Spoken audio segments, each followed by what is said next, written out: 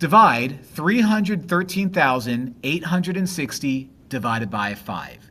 In order to find out how many times 5 goes into 313,860, you're going to go digit by digit and see how many times 5 divides into each of these left to right.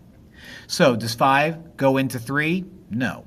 But does 5 go into 31? Yes. It's not exact, but it is going to be 6 times. And that's because 6 times 5 is 30, which is a little bit less than 31.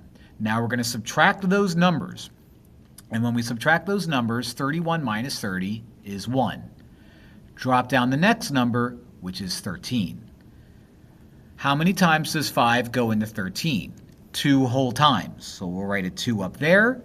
And 2 times 5 is going to be 10. So we subtract and get 3.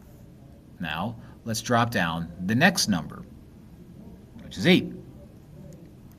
5 goes into 38 how many full times? 7 times. So we'll put a 7 there.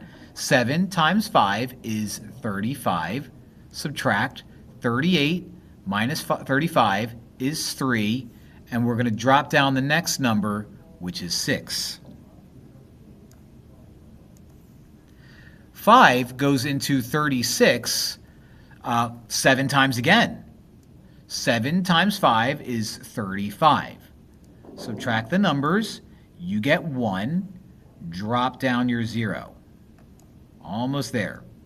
5 goes into 10 exactly 2 times. So let's go over here and write out 2. 2 times 5 is 10. Subtract them, you get 0.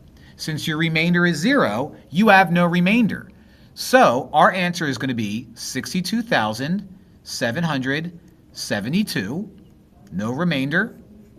That's our guy.